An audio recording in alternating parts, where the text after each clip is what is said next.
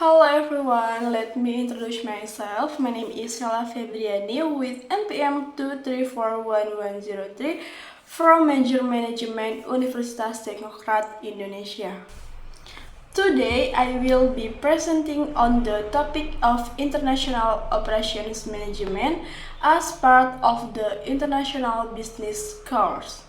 This topic is particularly important because in the global business world, companies operate or not only in a single country but across multiple countries with varying conditions. Therefore, companies must be able to manage their operations effectively and efficiently in order to remain competitive in the international market. Oke, manajemen operasi internasional ini adalah proses mengelola kegiatan produksi barang dan jasa yang dilakukan di lebih dari satu negara. Kegiatan ini mencakup berbagai hal, mulai dari pengadaan bahan baku, proses produksi, hingga distribusi produk ke konsumen di berbagai negara. Nah, yang menjadi tantangan adalah setiap negara memiliki kondisi yang berbeda-beda ya, seperti perbedaan biaya tenaga kerja, teknologi, budaya kerja, dan aturan pemerintahnya.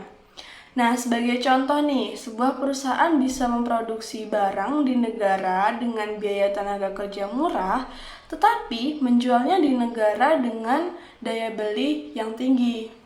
Nah, disitulah pentingnya manajemen operasi internasional agar semua proses tersebut berjalan dengan efisien dan terkoordinasi dengan baik. Tujuan utama dari manajemen operasi internasional ini adalah untuk meningkatkan kinerja perusahaan global. Pertama adalah efisiensi biaya, yaitu bagaimana perusahaan ini dapat memproduksi barang dengan biaya tentunya yang lebih rendah, misalnya dengan memanfaatkan tenaga kerja murah di negara tertentu. Lalu, yang kedua adalah menjaga kualitas produk. Karena meskipun diproduksi di berbagai negara, kualitas harus tetap konsisten ya teman-teman. Lalu ketiga, keuntungannya adalah kepuasan pelanggan, karena setiap pasar memiliki kebutuhan dan preferensi yang berbeda-beda. Nah, yang terakhir nih adalah keuntungannya meningkatkan daya saing global, sehingga perusahaan mampu bersaing dengan perusahaan lain di tingkat internasional. Selanjutnya ada beberapa faktor yang mempengaruhi keberhasilan manajemen operasi internasional. Pertama adalah biaya tenaga kerja. Misalnya, perusahaan memilih memproduksi barang di negara berkembang karena biaya tenaga kerjanya lebih murah.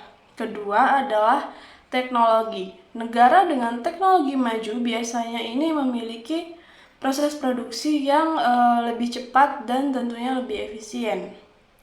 Ketiga adalah regulasi pemerintah seperti pajak, bea masuk, dan aturan investasi yang bisa mempengaruhi keputusan perusahaan.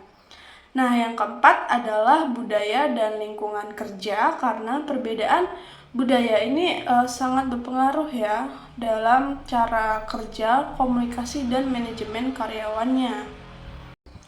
Dalam menjalankan operasi internasional, perusahaan biasanya menggunakan beberapa strategi. Yang pertama adalah standarisasi, yaitu menggunakan sistem produksi yang sama di semua negara agar efisien dan konsisten.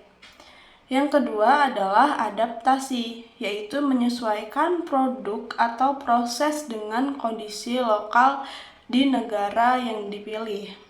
Dan yang ketiga adalah lokalisasi, yaitu benar-benar fokus pada kebutuhan pasar tertentu. Nah, biar nggak temen nih, saya kasih contoh ya. Produk makanan ini sering diadaptasi sesuai dengan selera lokal. Kan karena setiap negara memiliki preferensi rasa yang berbeda-beda. Pemilihan lokasi produksi merupakan salah satu keputusan paling penting dalam manajemen operasi internasional. Perusahaan harus mempertimbangkan berbagai faktor seperti biaya produksi, ketersediaan tenaga kerja, kedekatan dengan pasar, serta infrastruktur seperti transportasi dan listrik. Selain itu, stabilitas politik juga sangat penting. Perusahaan tentu tidak ingin berinvestasi di negara yang sering mengalami konflik atau ketidakstabilan. Sebagai contoh, banyak perusahaan memilih negara Asia sebagai lokasi produksi karena biayanya lebih rendah dan pasarnya yang besar. Manajemen rantai pasok atau supply chain adalah proses mengelola aliran barang dari bahan baku hingga ke konsumen. Dalam skala internasional, rantai pasok menjadi lebih kompleks karena melibatkan banyak negara. Misalnya, bahan baku berasal dari satu negara, diproduksi di negara lain, dan dijual di negara yang berbeda lagi. Perusahaan harus memastikan bahwa semua proses ini berjalan lancar, tepat waktu, dan dengan biaya yang efisien. Jika terjadinya ada gangguan seperti keterlambatan pengiriman, maka bisa berdampak besar banget pada keseluruhan operasi. Teknologi memiliki peran yang sangat penting dalam manajemen operasi internasional. Dengan adanya teknologi seperti otomatisasi, perusahaan dapat meningkatkan produktivitas dan mengurangi kesalahan kerja manusia.